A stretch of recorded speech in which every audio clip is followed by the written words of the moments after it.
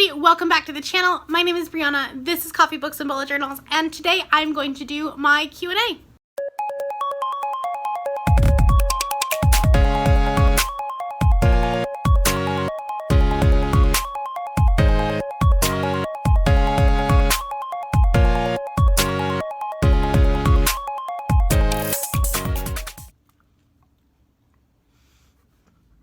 Look at your camera.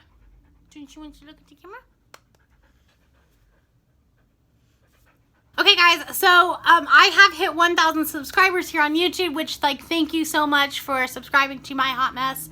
I don't know why you have, but yeah, I said that I would do a Q&A and a giveaway, so I will do the giveaway info at the end of the Q&A. But I have several questions that people have asked me, which is fantastic, and yeah, I'm just gonna go through them. I have them on my phone. I don't know what they are really, because I saw them when I was I would just when I get the notification, but I haven't really come up with answers to my questions. Does that make sense? Cool. So we're off the cuff, very low key.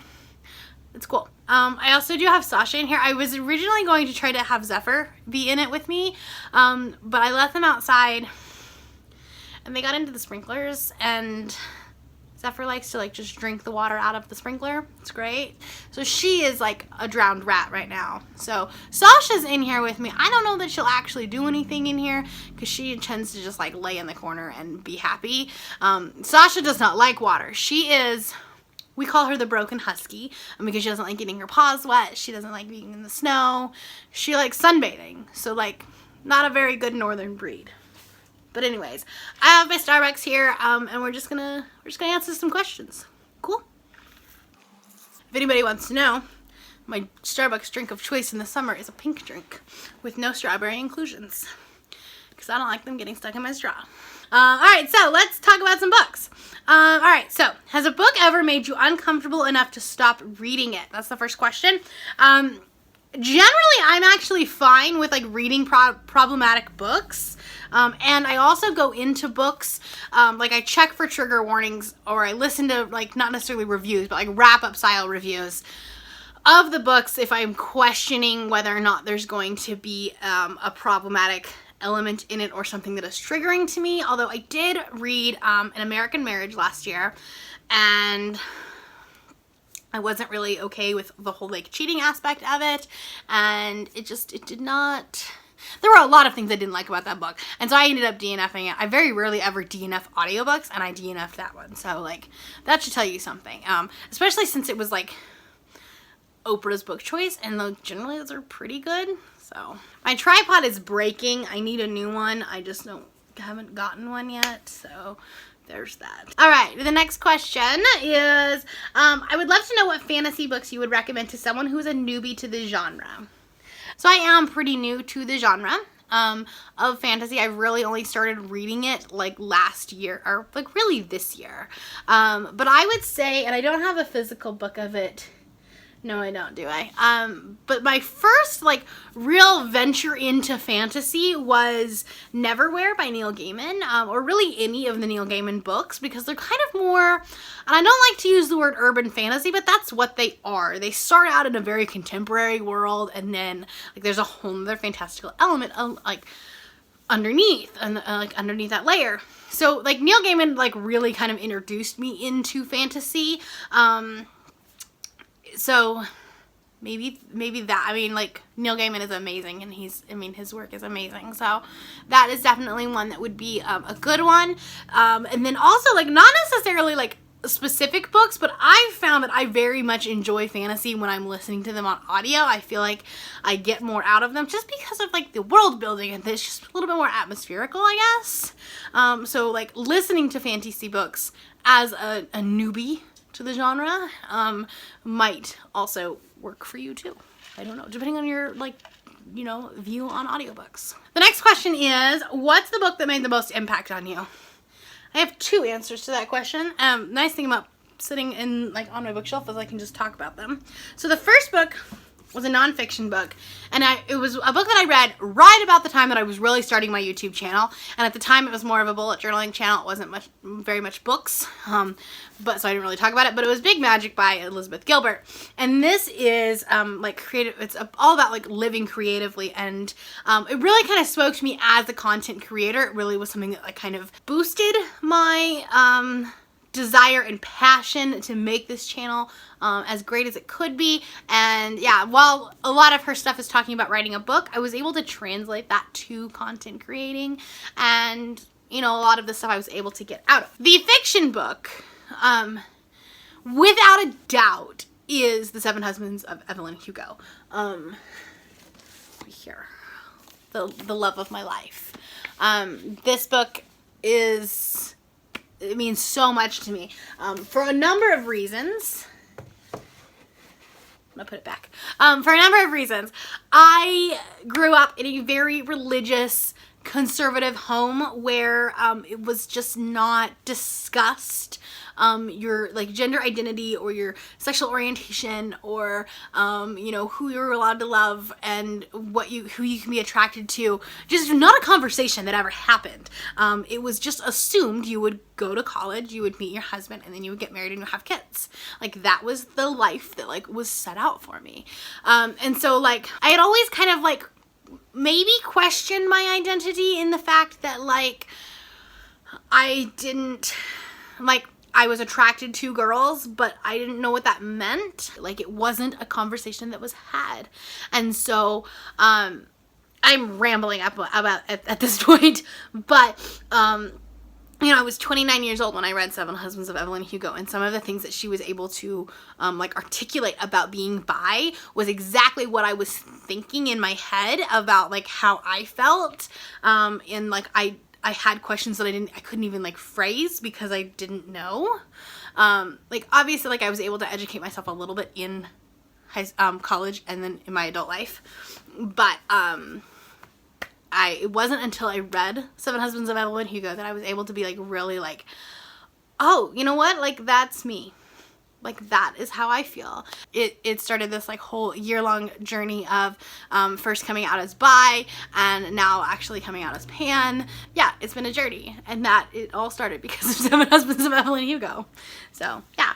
All right. Next question is, what are your top 5 books of all time? That's not fair. That's really not fair. I don't know, to be honest. Like obviously 7 Husbands of Evelyn Hugo obviously makes that the top of that list. I didn't read a lot of like super impactful books when I was in high school or middle school. I did really like the Betsy Tacy books when I was a kid. I think that those kind of shaped my reading as far as like being like, you know, as a kid, like my love of reading, because I would just like binge read that whole series. I would say A Man Called Ova by Frederick Bachman is a top favorite of mine. I don't know. Night Circus by Erin Morgenstern is a top favorite. Like I can't tell you what, like, I can't rank them. I don't know. I'm sorry. See, I should have looked at these questions first. The next question is, how do you juggle work and Booktube? That's a struggle for me. I've kind of come up with a way of doing that. I have a pretty typical Monday through Friday 9 to 5 job, sometimes like 8 to 5. But then I have usually like 45 minutes to an hour commute home, so like I'm not home till 6 or 7 sometimes. And so that's that pretty much knocks out my entire week. So what I try to do is I try to bulk film my videos on the weekends. So I will film 2, 3 or 4 videos, 2, 3, 4, I don't know. I will film multiple videos like on that Saturday or Sunday, import that footage into my computer, but not actually really do anything with it. And then throughout the week when I get home and during the evenings, I will upload it, work on the thumbnail, and then schedule it to go up the next day. That's usually how I try to do that.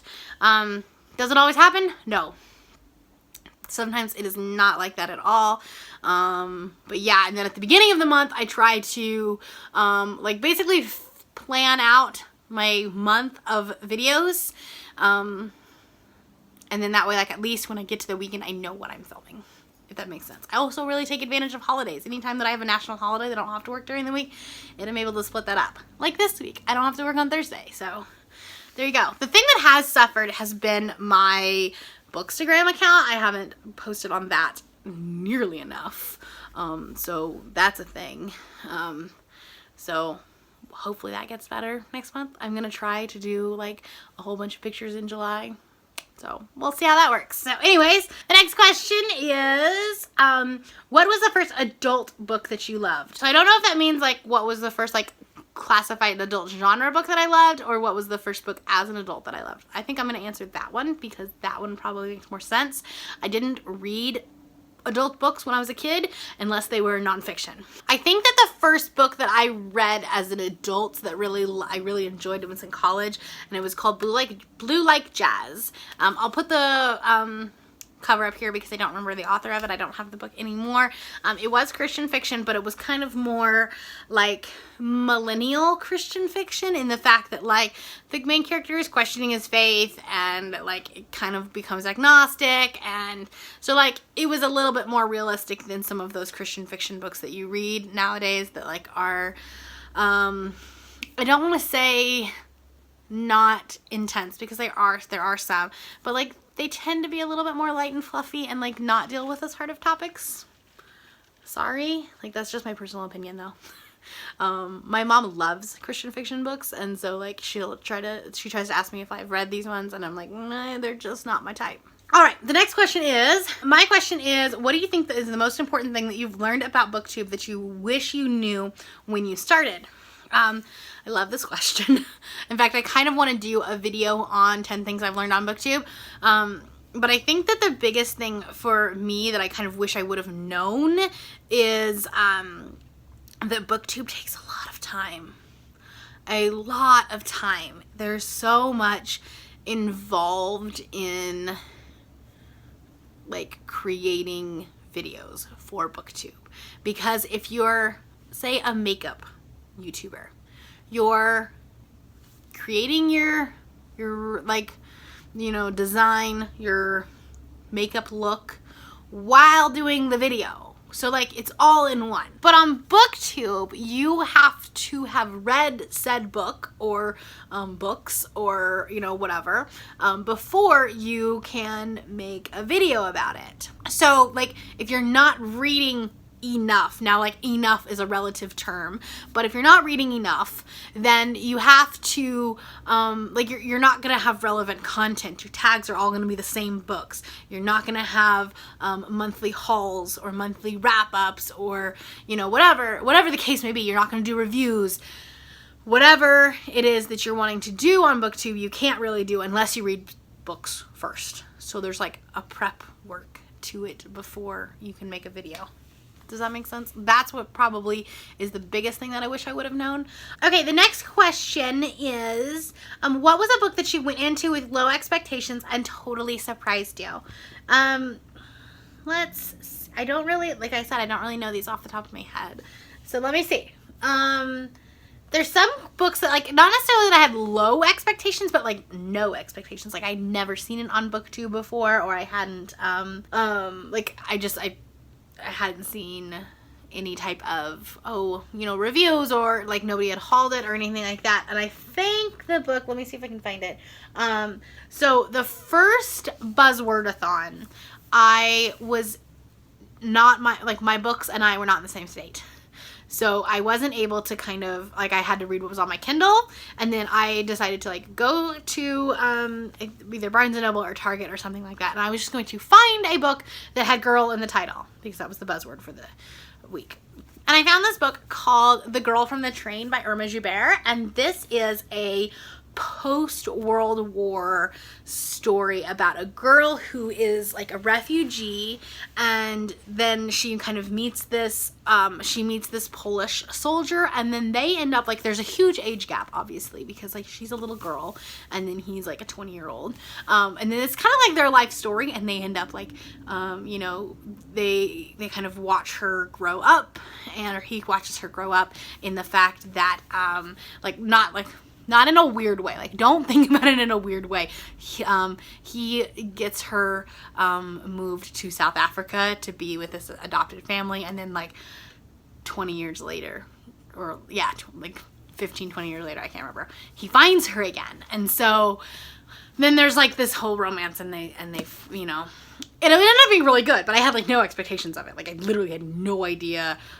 what it was about. I read the blurb on the cover. I read the back. I loved the way that the book looked, and yeah, that was, there you go. Okay, Sasha knocked over my tripod, so the angle has probably moved. She's still in my face. It's cool. Okay, well, the next question, we're going to try to keep going with this. The next question is, what have you enjoyed most about Booktube? And I think I've kind of talked about this a little bit before, but the community of it is probably like the best part about Booktube in general. I love the community of Booktube. When I went out to New York to go to BookCon, I was expecting more of a hi, I'm Brianna, like, I'm a little baby channel. And I wasn't like, nobody talked about numbers. Nobody talked about like any of that. Like, it wasn't like that. It was so much like, we were just all friends. I was hanging out with people that had hundreds of thousands of subscribers. Like, I met Jessie from Jessie the Reader, but it wasn't like a celebrity thing. Like, we were just having a conversation. Like, it wasn't like oh my gosh, I've watched your videos forever. Like, no, it wasn't like that. Like, I was just like, hey, like, I was reading this book. I saw that you read this book. Like, what'd you think? It was cool. It was so cool. And then I think one of the like coolest moments for me, which I mean, like, I think this probably was even more of a like, I don't want to say like celebrity meeting, because like I said, we're not celebrities. We're not like, nobody's a celebrity on Booktube. Like, we're all just a bunch of friends. But when I went to the Booktuber meetup at the pub, Friday night before BookCon, and Chelsea got there, and Chelsea was one of the first channels that I ever watched on Booktube, like before even like starting my own channel. She's a reason I started my channel in the first place. And which, like, if you haven't watched her videos, I'll link her down below, which she's amazing. And anyways, she got to the pub, and I was like, hi, I'm Brianna. She's like, I know. And I was like, you do? Like, cool. And like, since then, like, we've had Twitter conversations, you know, like, it's so cool. Like, I love the Booktube community. It makes my heart happy. Anyways, yeah, I will link any channel that I mention. I will link it down below in the video or in the description. Yeah, cool.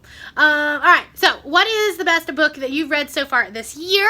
I did film my mid-year freakout tag, which I did talk about several books that I really, really loved. And then I finished Fixer Up by Tessa Bailey, which I'm not going to grab because it's on the top shelf up there.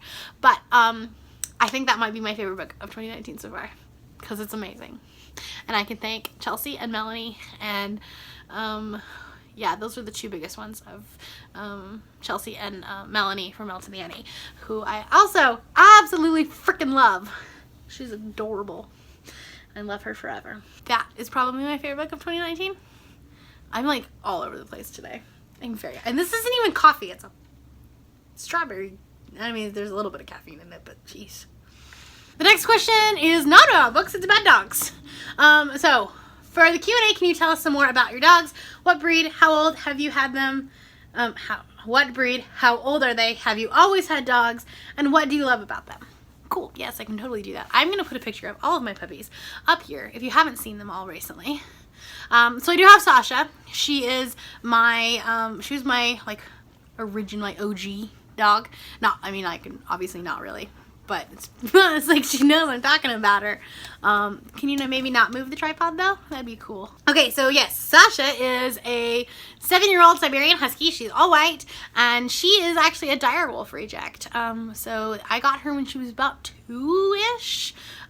She's a pound puppy, and didn't really know much about her, but the vet had said that her 2-year molars were coming in, and so that's why they thought she was 2. I've had her for about 5 years. Best $25 I ever spent. And yeah, she's a direwolf reject. The people that had her before that ended up surrendering her said that she was too hyper. To which I said, well, she's a husky. They're not low maintenance dogs. But yeah, she looks like Ghost. So, yeah, we call her the direwolf reject, and she is the best thing that has ever happened to me. She is my emotional support animal.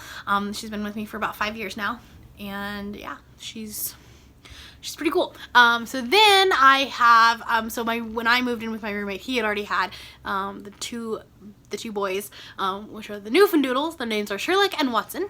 Sherlock's the brown one, Watson's the black one. They're big teddy bears. They are Newfoundlanders, so Poodle and Newfoundland. They're huge. But they're so cool. They are, they're just very old souls. We like to call them old man puppies. So they're about a little over 2. They were 2 in April. And yeah, that's them. And then you guys have seen Zephyr.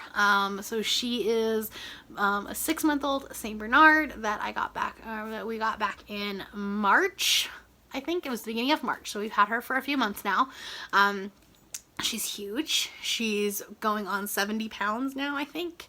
Possibly more. She's very big. She's very smart. She is actually training to become a therapy dog. So she will get to go into like assisted living homes and memory care and schools and hospitals and things like that, and just kind of be able to love on people. Like she's not going to be like necessarily providing a service, like a, seeing eye dog or anything like that. And it's not something that we like she won't go to a specific person. Like she'll still be with me. I'll become certified, to go into hospitals with her, and she'll just be able to we'll spend an hour with her and just like love on her. It's really important for especially like memory care or Alzheimer's patients to be able to interact with animals, and that helps with their care and their comfort and what is it called?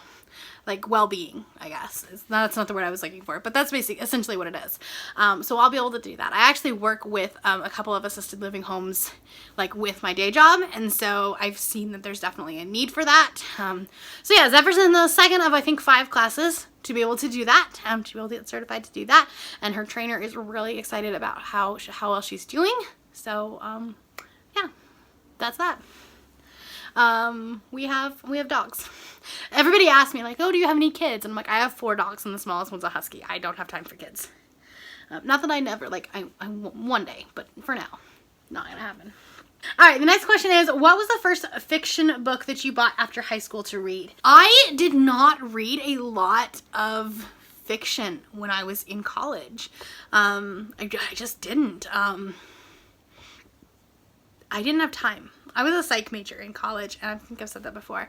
And so I would always feel guilty if I would pick up a fictional book to read, because it would be like, I had so much that I was reading for school that I didn't have time to read for fun. And it would be like, if I did pick up a book, I was worried that like, oh, I should be studying, or I should be writing a paper, or I should be doing this or this. So I just never picked it up, because I would pick one up and I would I would read like 10 pages or something like that, and then I would put it down because I was feeling guilty about it. Also, high school was in 2000. I graduated high school in 2007, so 12 years ago. So I don't remember. There you go. That's the answer to that question. This one is normally I haven't been saying like who these are from. But this one gets a caveat for that, because it's Kylie, who is one of the hosts of the Literary Alliance. I co-host with Kylie and Crystal. Crystal is starting her Booktube channel. She's picked out a name, so she's gonna have a channel. So I can't link her yet, but but you better believe I'm gonna boost the hell out of her when she starts. But anyways, I will link Kylie's channel in the description below. And her question is, who are your best Booktube friends? So, I mean, yes, I love Kylie and Crystal are like two of probably my dearest friends that I've met online and that like I don't know in real life. We have a group chat that we message each other every single day. I love them so much. We talk about life things, like not just books, not just the book club. We talk about a whole host of different things. But like I was saying earlier before, I think that the Booktube community, like I have some people that are on here that I would consider some of my dearest friends. I've met so many like lovely people that have you know, that I've been able to like go through life with, not necessarily like just talking about books.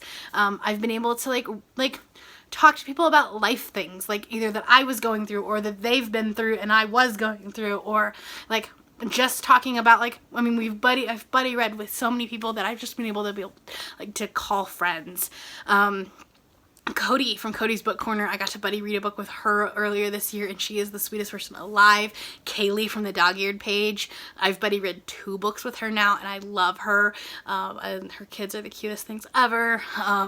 Zoe from You're a Book Nerd, Zoe, I've been able to talk to her, you know, not like super regularly, but like, you know, like here and there, like we'll just catch up. Jess from Jess Reads Books, I can't talk today. I love her with my entire heart. Yeah, already talked about like Melanie from Melt and Annie, and we only live like 5 hours away, and like I'm planning a trip to Vegas, not like just to see her, but like I'm gonna get to see her in a few months. I have so many friends on Booktube. I have more friends on Booktube than I do in real life, let's be honest. All right, the next question, favorite book of all time. I kind of already talked about that, Seven Husbands of Evelyn Hugo, hands down. Like, I know my top 1. I just don't know what the rest of the other ones are. The next question is favorite food. So I work in food for a living. If you didn't know that, I work in food safety. So, like, I don't go out to eat a lot because I see a lot of people's kitchens. And then also when I go out to eat, I'm always critically assessing things, which I don't like doing. So, yeah. I love barbecuing. We actually have this really cool porch on our back, or like this patio that we have, like this patio, all this like patio furniture on, and then a huge grill. And so I love grilling of any type. Burgers, steaks, shrimp. I love grilling shrimp. Like we make kebabs and it's so good. Which is why I love summer, because you get a glass of wine, have a like grill, whatever. Yeah. So anyways, there you go. That's my answer to that. All right, and then the last question I have on here is, what is the weirdest book that you've ever read? Hold on, let me check. Okay, I honestly can't really think of like one that I outright was like, oh my god, this is the weirdest thing ever. Like I can't necessarily, I don't know. This one here is probably, like, this is the only one that came to mind, The Women in Cabin 10 by Ruth Ware. And this is a thriller that is different. It starts out fine, and I actually really enjoyed it up to about 70%, and then like the twist just didn't make sense. So it wasn't necessarily that it was a weird book in the fact that like the fantasy element or like the magic system was weird or whatever. It was just it didn't make sense. Like the ending didn't make sense for what we had been leading up to. If that makes sense. Alright guys, so that is all the questions that I have. Hopefully I didn't ramble too much. Let's talk about a giveaway. I did talk about in my announcement video that I was going to do a giveaway. So for this giveaway, it's going to be international as long as Book Depository or Amazon ships to you. You will get a $20 Book Depository, or a book from Book Depository or Amazon that is $20 or less, or up to $20. I don't know. I can't talk today. And there's just a couple of things you have to do. So the first thing is you need to make sure that you are subscribed to my channel. And then the second thing is I need you to comment below with your favorite emoji. That's all. That's all you have to do. If you want to add to that comment, go for it. But you have to have your favorite emoji in the comment and I will enter you. And then also, if you would like bonus entries, if you follow me on Instagram, Twitter, and Goodreads, you will get a bonus entry for each one of those. So all of the links to my social medias will be in the description below. So just like also in the comments, if you did those 3 things, just let me know how many bonus entries you want, or how many bonus entries you will have added me on. Does that make sense? Sure. And then I will keep this giveaway open until July 15th, and which is like 2 weeks. So you have a couple of weeks to do that, and I will announce the winner by basically commenting on your comment, and you'll have 24 hours from the time that I post that to respond back to me with your email, or somehow get in contact with me so that I can get you your book. So yeah, that is all I have for you. So if you're new here and you have not yet subscribed and you would like to be part of my giveaway, or you would like to be part of my giveaway, I don't know what I'm trying to say, there's a little red button that you can do so down below the video. I think it's on this side, but it could be on this side. I don't really know. So, and like I said, all of the links to my social medias are in the description below if you'd like to be my friend on any other platform. Thank you all for watching. Thank you for subscribing. Thank you for 1,000 subscribers. I am blown away by all of your love and support. And yeah, that's all I have for you. I'll see you next time. Bye.